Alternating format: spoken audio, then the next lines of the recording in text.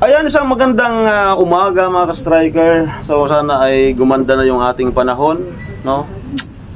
At sunod-sunod yung bagyo ngayon dito sa Bicol, no? Pero hindi naman siya totally tumatama sa amin. Pero yung ulan, tamang-tama. Yung ulan, sapul na sapul lagi, no? So nakakasawa na, sa totoo lang. Wala tayong magagawa, no? Pati nga yung ano natin ay naapektuhan na. Siyempre yung paggawa natin ng content, no, naapektuhan na, no, yung pag mayroon tayong content through ride, no, so hindi na natin minsan naudlot na, no. Kaya itong vlog na to ay mag-update ako, no, doon sa ating isang angels, no, na si Chinchin, no. Chinchin po, sa mga nagtatanong, may mga nababasa kaming comment na binabaliwala na daw, saan na daw si Chinchin. Ayan, as a naka-scout sa kanya, di naman ako tumitigil sa pag-advise sa kanya, no? At siya naman ay nagre-reply naman sa atin. So ang reason po kung bakit siya tahimik na naman ngayon, kasi po maaga yung kanilang puspusan na practice sa kanyang napasukang school, kasi nakapasok din siya po ng majorette, no? Nakapasok siya ng majorette.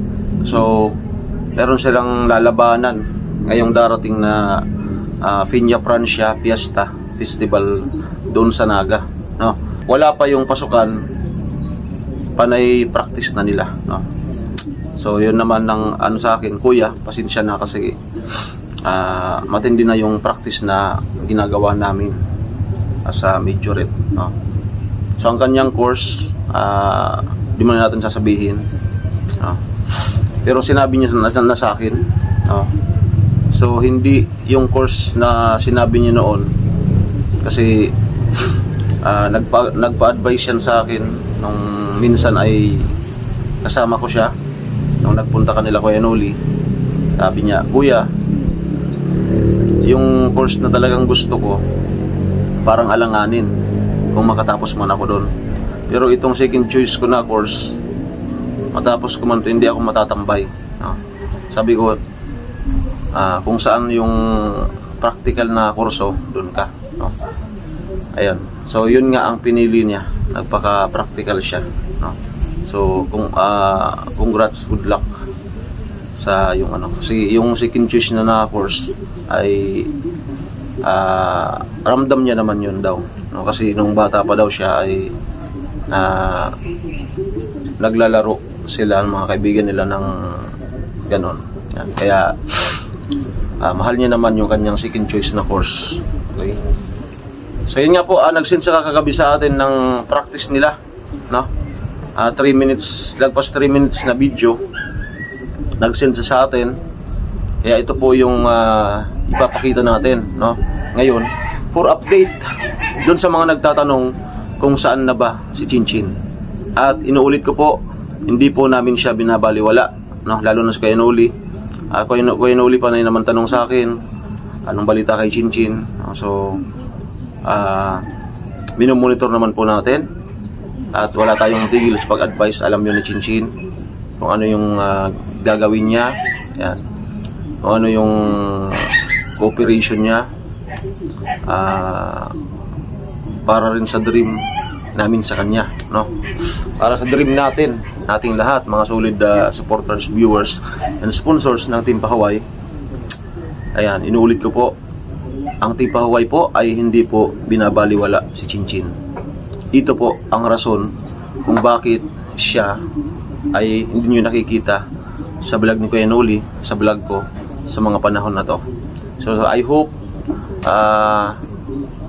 maging ano lang tayo sa kanya, ipag-pray natin na ang pagbalik ng grupo ay siya na yung next project. Ayan. So sa lahat ng mga sponsors po, wag po kayong bibitaw, magsawa na magsuporta sa channel ni Kuya Noli, sa Team Pahuway, no? Para naman yung mga upcoming, mga naka-line up na ma-scout namin ay kung sa katuparan natin yung mga unang project, tiwala naman po ako na magagawan din natin yung mga hindi pa inaabot ng ating mga naka-line up. Okay? So ito po ang rason kung bakit si Chinchin ay wala muna. Okay, ito po.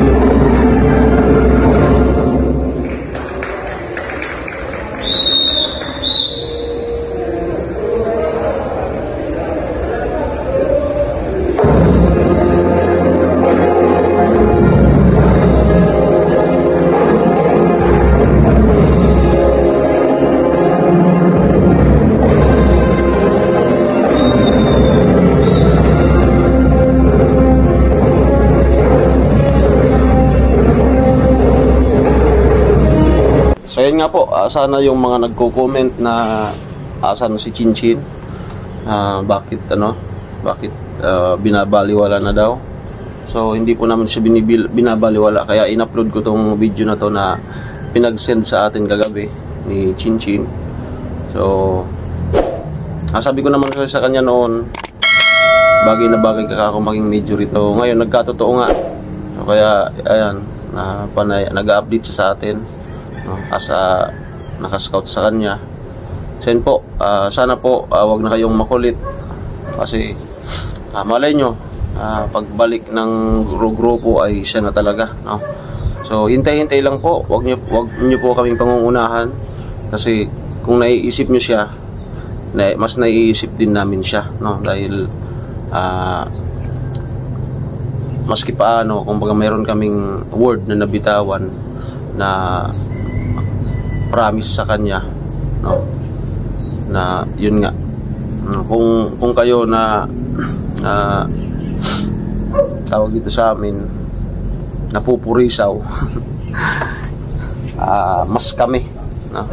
Mas kami kasi kami yung unang concern sa aming mga nabablog, no? So kaya Ayun po.